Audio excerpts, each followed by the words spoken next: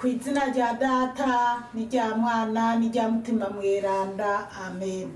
Bene wacu dusangiye ukwemera muri Yezu Kristu, ndabaramukije mu izina rya Yezu Kristu. Nitugire Kristu, dusabikanye ijambo ry'Imana dusanga muri Bibiliya mu njiri ya Matayo ku kigabane cyaho cya 16 duhera ku karongo ka 13 tugeze ku karongo ka 20. Ijambo ry'umutwe twisunga rivuga ngo Petero yemeza ko Yezu ari umwana w'Imana. Yezu amaze gushika mu ntara ya Sezariya ya Filipo, abaza abigishwa biwe ati, abantu bavuga ko umwana w'umuntu ari inde? Baramwishura bati, bamwe bavuga ngo ni Yohani Batista, abandi ngo ni Eliya, abandi ngo ni Yeremiya, abandi nabo ngo ni umuhanuzi mu bandi. Yezu araheza ababwira ati, mweho muvuga ko ndinde? Simoni Petero yishura avuga ati, uri Kristo umwana w'Imana nzima. Yezu nawe asubizayo amubwira ati, urahiriwe Simoni mwene Yona, kuko utabihishuriwe n'umubiri n'amaraso, ubihishuriwe riho na Data ari mu ijuru. Nanje rero ndakubwiye ko uri Petero, kandi kuri uru rutare niho nzokwubakako Eklezia yanje, Ningabo zikuzimu ntizizoshobora kuyisenyura. Nzoguha imfunguruzo z'ubwami bw'ijuru, ico uzoboha ku isi kizoba kiboshwe no mu ijuru, kandi ico uzoboha ku isi kizoba kandi ico uzobohora ku isi kizoba kibohowe no mu ijuru. Agira ko yihanikiriza abigishwa ngo ntihagire n'umwe babwira ko ari we Kristo. Bene wacu muri Yezu Kristu, iri ni jambo ry'Imana, dushima Imana. Aleluya, amen. Aleluya, amen. Aleluya, amen. Bana b'Imana,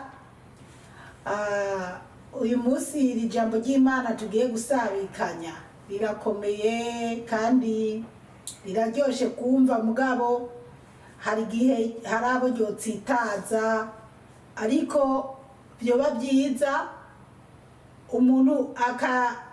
umuntu yokumva ko byomutsitaza akaza gusubiramo neza, agasoma buke buke, hanyuma akabona koko ijambo ryavuye mu kanwa ka Yezu Kristu, kugira aba ariryo natwe duhagararako. Ijambo ry'umutwe rero riravuga ngo Petero yemeza ko Yezu ari umwana w'Imana. Petero 13 akavuga ngo Yezu amaze gushika mu ntara ya Sezariya ya Filipo, abaza abigishwa biwe ati, abantu bavuga ko umwana w'umuntu ari inde? Turahagarara ngo abantu bavuga ko umwana w'umuntu ari inde. 14 haravuga ngo baramwishura bati, bamwe bavuga ngo ni Yohani Batista, abantu bamwe bavuga ko Yezu ari Yohani Batista. Ibi nibyo intumwa zaba zumva hirya no hino mu banyagihugu uko baba babivuga. Abandi ngo uri Eliya, abandi ngo ni Eliya, kuko murazi Eliya yahora agaburirwa n'ibikona mu gahinga, uku Eliya ingene yahezagira ibintu bikemera. Ubwo inkuru za Eliya murazizi. Rero urumva bamwe baca bimvira ko ari Eliya kubera ibitangaza Yezu yavuga, yakora n'ibyo yavuga. Abandi ngo ni Yeremiya, abandi bavuga ngo ni Yeremiya, nabwo mu isezerano rya kera inkuru za Yeremiya ndibaza ko benshi murazizi, sinashatse kurondogora mu byo aba ba Eliya na ba Yeremiya bagiye bakora, ko bamwe murabizi kubivanye n'iminota. Abandi nabo ngo ni umuhanuzi mu bandi, abandi nabo bavuga ati n'umuhanuzi nk'abandi bose. Hasa rero igituma avuga ati ibi bintu birahava hari abo byokomeretsa, nuko bivanye n'amadini tubamwo hariho abavuga ati Yezu n'umuhanuzi mu bandi. Hariho uyu munsi abatemera ko Yezu Kristo ari Imana canke se ari umwana w'Imana, kandi Yezu avuga ati uwumbonye jewe Yezu Kristo ababonye data. Kuko Yezu wenyine avuga ati data ari muri jewe kandi nanje ndi muri we, kandi nta muntu yomenye data atamumenyeshejwe na mwana. Uwemera Yezu Kristo aba ari we yemera Imana. Rero kubavuga ko Yezu Kristo ari umuhanuzi mu bandi, abo barakwiye kubanza kuraba neza bagashishoza imbere yo kubihagarara ko mugabo, tutirengagije ko bavuga ko ari umuhanuzi mu bandi bivanye no kushaka kuyobya abandi, bivanye n'Imana bo bakurikiye abakristo canke abarokore tutazi. Imana iduhe kubitahura cyane. Tukabandanya kuri 15 havuga ngo Yezu araheza ababwira ati mweho muvuga ko ndinde bana b'Imana. Aha rero naho harakomeye cyane ngo mweho muvuga ko ndinde. Ubwo Yezu arambaza nawe arakubaza, mbeho wibaza ko Yezu ari inde? Jewe nemeza ko Yezu ari Imana, ari umwana w'Imana nzima. Nemeza ubutatu bweranda ko ari Imana imwe, Imana Data, Imana Mwana ariwe Imana Mwana Yezu Kristo ariwe jambo ry'Imana, ururimi rw'Imana. Mbega nkemera na mutima mweranda, nkamenya ati mutima mweranda ni umutima w'Imana. Uw'Imana yishakiye aho ibyagiye imusuka ku mutima wiwe, mpemu Yera ikamuzako, mutima mweranda akamuzako, agahanura canke se akabona ibyo abandi batabona. Haleluya, amen. Turabandanya 17 rero 16. Simoni Petero yishura avuga ati uri Kristo umwana w'Imana nzima. Simoni Petero rero yishuye ati uri Kristo umwana w'Imana nzima. Simoni Petero abaratoye ikibazo. Haleluya, amen. Uri Kristo umwana w'Imana nzima. 17 akavuga ngo Yezu nawe asubizayo amubwira ati urahiriwe Simoni mwene Yona, kuko utabihishuriwe n'umubiri n'amaraso, ubihishuriwe riho na Data ari mu ijuru. Bana b'Imana, Yezu abwira Simoni ati urahiriwe wewe Simoni mwene Yona, urahiriwe. Murumva ubuhizi. Erega hari igihe twumva ngo Yezu yavuze ngo Simoni urahiriwe, ntitwumva uburemere burimwo. Ariko uburemere burimo bwo kumva Yezu Kristo abwira Simoni ati urahiriwe wowe Simoni mwene Yona. Mu ntumwa 12 Simoni arahiriwe. Haleluya, amen. Burya dusaba Imana iduhe gutegera neza. Navuze ati umwe wese aze gusubira mu bana b'Imana, kubera iri jambo ry'Imana maze isi numva umutima umbwira kuba ari byo mvugako. Maze iminsi ntariko nakora ubutumwa, ariko nyene nubwo nari nakoze narabukasirinze, bivanye nuko nguma numva mutima mweranda ama kuvuga kubijanye na Simoni Petero na Yezu Kristo. Haleluya, amen. 18 hakavuga ngo nanje rero ndakubwiye ko uri Petero, kandi kuri uru rutare niho nzokwubakako Eklezia yanje, Ningabo zikuzimu ntizizoshobora kuyisenyura. Bana b'Imana, aha rero ndagomba tuhatebe, kandi aha niho hakomeretsa benshi. Usanga bamwe tudategera kimwe.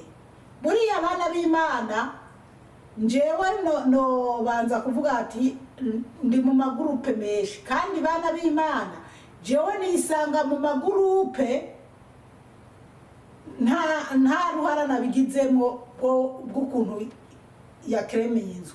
Nibyo je ndafise amagroupe yiwanje na kreminzi. Rero hariho n'abandi bakreminze amagroupe y'amafamiye yabo, ugasanga n'abantu 10, ugasanga hariho n'ifamiye y'abantu 5. Umuntu aryoherwa kumva ibyo ndiko nigisha byamukoze ku mutima, akumva yogira akagroupe k'umuryango wiwe kugira baze bararonka ubutumwa mvuga bubashikeko, kuko hariho abashingira intahe ubutumwa ndababwira ko bwabagiriye akamaro. Aleluya, amen. Rero nza kugaruka ku by'amagroupe, ni iri jambo rivuga ngo nanje rero ndakubwiye ko uri Petero, kandi kuri uru rutare niho nzokwubakako Eklezia yanje, Ningabo zikuzimu ntizizoshobora kuyisenyura. Haleluya, amen. Ngo Ningabo zikuzimu ntizizoshobora gusenyura Eklezia ya Yesu Kristo. Rero bana b'Imana, twige neza aha hantu.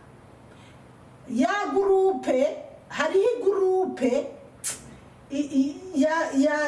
yanesheje umutwe, ariko gusa burya ni mwebwe muba muwitesheje, kubera jewe ubutumwa Yesu Kristo yampaye ntiyambwiye kuza guharira na mwebwe abanyamadini oya canke n'abantu oya. Njewe ikihari ni ukuvuga ubutumwa bwiza, hama nkabutangaza mu bantu. Ntanabukoze nagira ndababwire, njewe mbyuka kare nugurura telefone ndaba ubutumwa kugira ndaburungike muri mwebwe mu magroupe atandukanye. Rero ijya groupe harimo ni groupe irimo abantu 400, harimo abantu 2, ugasanga kubera ndashiramo ijambo ry'Imana je nkoze, kandi nabonye iryo ijambo ry'Imana nkoze umenga nibariramikako cyane, mugabo ijambo ry'Imana nsinzemo rivuye kuri Radio Maria, kubera ko Eklezia kwisi yose itanga inyigisho imwe. Akeshi bivanye, hari igihe bishobora guhinduka mu gihugu runaka canke ku iparuwasi runaka bivanye n'ikintu runaka kihari. Ariko iyo muri Eklezia nzima kwisi yose ku munsi ni ijambo ry'Imana rimwe. Igiso mbega urasoma nyene muri Bibliya twese tuba tubihuriyeko. Rero ugasanga bamwe muriko murararamika, kwanza mpagaze ku bantu 2 mu groupe iraho, ugasanga abantu 2 muriko murararamika, ni usibye abo 2 wenda hari n'utundi tugroupe bimwe usibye ko mwebwe mupfa kumene ku mutwe cyane. Jewe simba ndabyitayeho, kuko mwebwe muronka n'umwanya wo gutukana, muronka n'umwanya wo kuvuga ibyo muvuga, ariko jewe uwo mwanya ntawo noronka, kuko sinokontorora amagroupe yose ngo nze ndaraba ibyumwe wese yashizemo oya, ndabibi ibifitiye akamaro. Rero mutegere ko Yesu Kristo yabwiye Petero ati urahiriwe Simoni mwene Yona, kuko ibyo uvugishijwe atari wowe wabyivugishije, ari Imana Data mutima w'Imana yabikuvugishije. Ati ushimuhiriwe rero kuri wewe, kuko Petero burya ngo ni kibuye canke se ni rutare. Yesu amubwira ati ni wowe nzokwubakako Eklezia yanje. Muri Bibiliya twabonye Yesu yavuze ati Ningabo zikuzimu ntizizoyisenyura. Nagira ndababwire nti Eklezia Gatolika abantu baza guhava bumva ati nuko ari umugatolika. Suko ndi umugatolika, kuko Yesu wenyene ubwiwe yarambwiye ati mwana wanje ukunda uwo ari we wese, ugirire neza uwo ari we wese, nzoba je ndakuzaniye. Kuko umugeni wanje atari dini, umugeni wanje ari uw'umunda akanyubaha akakora ibyo nipfuza. Rero jewe Paul Musabyikazi w'Imana nzima, abo Yezu yama yipfuza ko tuganira canke ko ufise uburyo ndabafasha saba gatolika, kubera hariho n'igihe hari abantu banyihenda ko bakumva boshingira ko no bafasha kuko ari abagatolika. Oya nukuri, mbere maze gukurikirana ibintu kenshi nasanze abantu nakoreye ibintu bifadika sinabagatolika, eka Yeza nkoresha uko ashaka. Rero nkakubwira nti wowe uri mu idini runaka kuza gushaka kuntuka canke se gushaka kumva ko uri kuratukana ngo abagatolika ngo basenga ibigirwamana, urabanza witonde, ubanza ushishoze. Yezu yavuye mu ijuru, hari abandi ko barapinga n'ibijanye n'amasabato. Wewe woba wibuka ko Yezu ibyamukuye mu ijuru n'iby'isabato yabivuze ko cyane? Wowe uzi ko Yezu mu byatumye bamwica n'isabato yarimo? Imana iduhe gutahura cyane. Rero tukwiye kuza turasoma tugatahura neza, tukareka gufata ibintu bitari muri Bibiliya ngo tubicanga cyane, nguce wumva ngo urumva ngo ibi mwebwe muvuga ngo gatolika ngo idini ngo y'ibintu bitanabaho ngo y'ibyo batuzaniye ngo bitari ibyo, mukacurikiranya ibintu kandi mukirengagiza. Bamwe mukanavuga ibijanye na Bibliya ngo hari ibyo ngo abagatolika bakuyemo. Ko muzi ko Bibiliya yose mu madini mbese nka yose ayo Bibiliya mufise ko yahinguwe n'abagatolika, kuki muyifashisha kucyariyo? Kuki mwebwe mutarahinguriza iwanyu? Aho niko ndishura ba bantu twaberemingana, sinzi ukuntu nobisigura, bariyizi nibabyumva kandi ndabishima bamba babyumva kuko bakomante tinga batukana kubyo babumvise. Rero nagira ndababwira ati Eklezia Gatolika yubatse kuri Petero, kandi Petero imva yiwe iri i Roma. Uko Yezu yavuze ati n'ingabo za shitani ntizizoyinyiganyiza, ntizizoyisambura, nibyo Eklezia Gatolika irahura n'imikuba n'ibiseruzi byinshi, mugabo ntibaratsimbura ijya mva ya Petero ngo bamuzure hajya canke ngo basenyure rujya rusengero rwubatswe ko Petero ahambwe i Roma kuri bazilika ya Saint Peter. Na Paulo yatowe na Yezu ariko araza guhama abakristo, nawe murazi sinirirwa navuga amadini yagiye agwanira hagi Roma bashaka gusenyura ajya amashengero yubatse ko Petero niyubatswe ko Peter. Byarabananiye gusenya.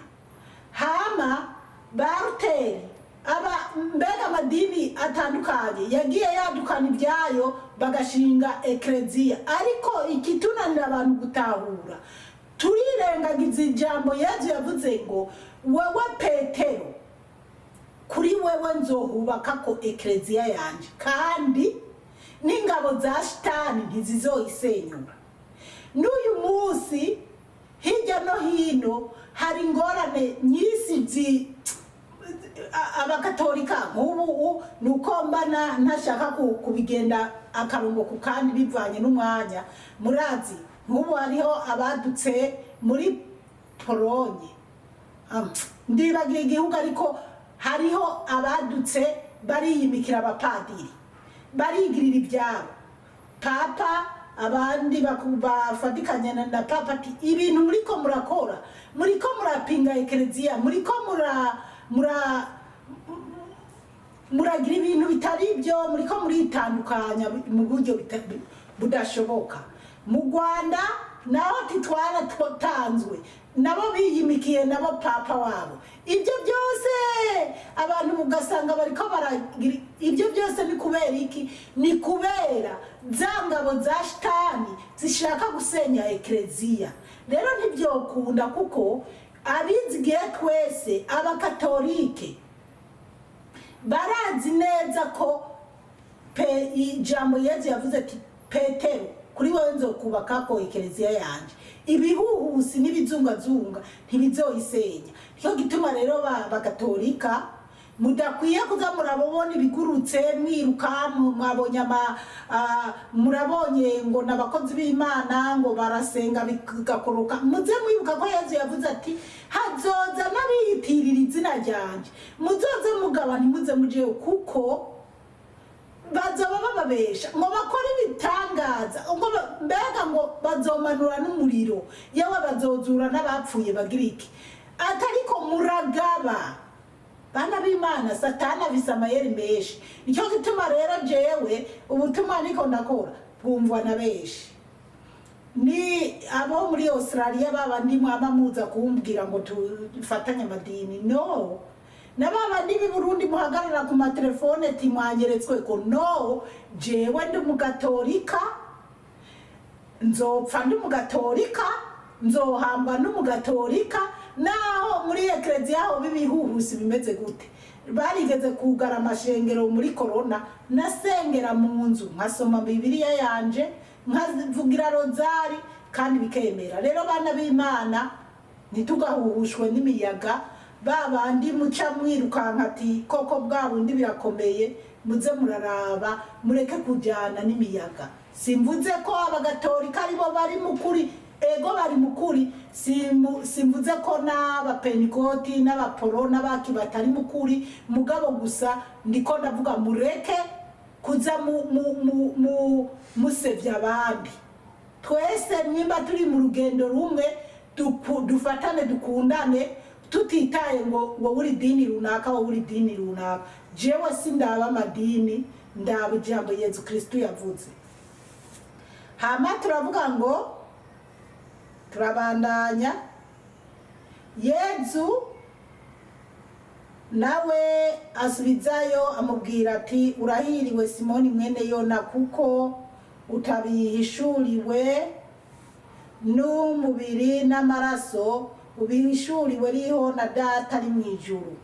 18 Nanje rero ndakubwiye ko uri Petero, kandi kuri urutare niho nzokubakako Eklezia yanje, n'ingabo zikuzimu ntizizoshobora kuyisenyura. Murantunga nasubiye inyuma.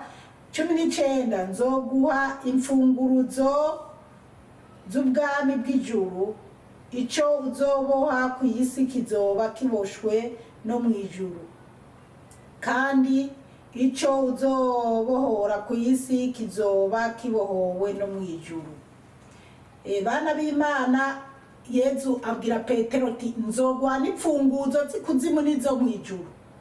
Ati n'icyo uzoboha mu isi kizoba kiboshwe mu isi. Rero bajya abantu bavuga ati kuza kwirega si byiza, kuza kumenera amabanga padiri canke no. Petero izo nguvu Yesu yarazimuhaye, arafise ubwo rupfunguzo kugurura mu ijuru. Rero niyo mpamvu habaho papa baza barasimburana, apfuye hakajuja uwundi mupapa. Agira ko yihanikiriza abigishwa ngo ntihagire n'umwe babwira ko ari we Kristo. Bivanye rero n'iminota audio tuyihagarikiye ngaha. Umukama Imana bahezagire cyane, mwarahezagiwe n'Imana. Ariko turabandanya n'ibindi bijanye na Petero kugira dutahure by'ukuri icyo Yesu Kristo yagabiye Petero.